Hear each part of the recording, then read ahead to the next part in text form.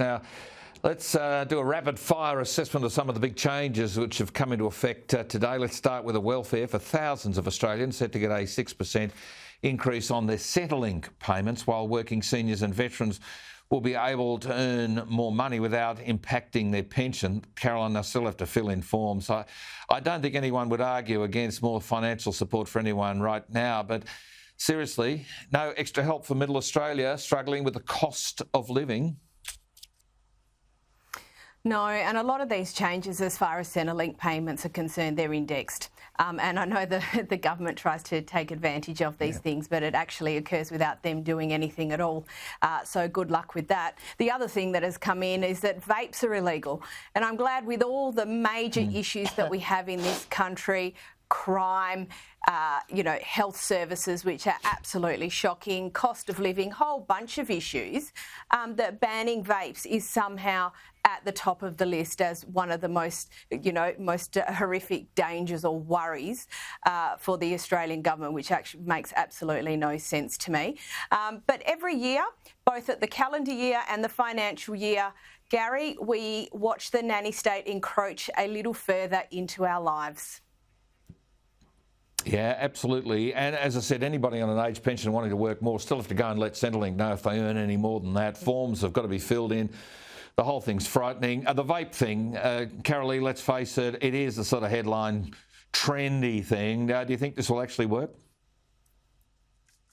Look, I don't think it will. I think it should have been acted on ages ago. I mean, OK, somebody could say well done to the government for trying to do this, but the whatever it is, the fox is already out of the hen house, or the horse is already bolted on something like this, and it's a worry because it's so prolific now. It's so prolific. I don't think it will actually make much of a difference. But I guess a New Year's Day tick for doing something, but it's a little bit too late. It's about 18 months too late.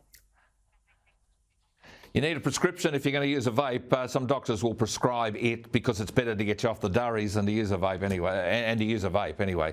Let's turn to some of the states now. New South Wales, a trial of a $60 weekly toll cap will begin across the state today. Hundreds of thousands of motorists are set to save money. I mean, Caroline, this is a cost of living measure, a $60 toll cap. I know that there's no tolls in Western Australia, I get it, but the toll roads are there for a reason. It helps people get around, doesn't it?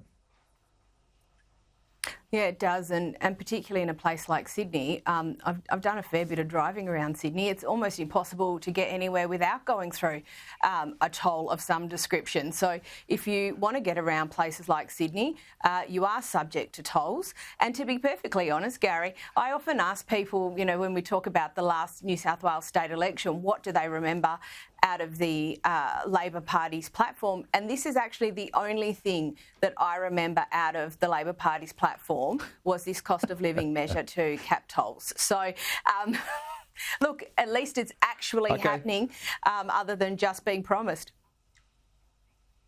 Yeah, I wonder if it'll get indexed as well. Now, Victoria's gas ban has come into effect, with all new homes in the state will not be able to be connected to gas, only to electricity from now on. It's been revealed that existing households could be slugged hefty fees to set up a gas connection from next year as the government tries to push residents towards renewables. Karalee, you've just moved to Victoria. It ain't a gas. No, it isn't. No, well, look, we have just relocated back here, and I've been producing mornings for 3AW. But look, and I've asked about this. It's quite a divisive thing. The other thing also is existing gas connections. If you actually want it connected, it's nearly $2,500. My thing is, and it's very difficult, having come from Western Australia, is that if the electricity grid actually goes down in Victoria, what is there? I mean, what is there? You've got to be able to have both. You can't, again, I use this term, throw the baby out with the bathwater, but they're determined. And as I said, it's the first Australian state that has done this. There are fears that Western Australia will follow suit as well. But I think it's a bit of a risky, bold move. And I'm not looking forward to winters here again at all. No, they're waterboarding us over renewables, I think. That's what's going on. They're bringing in subsidies for kindergartens and cheaper TAFE and all this sort of stuff. It ain't free. It's being paid for by the taxpayer. Don't think it's free.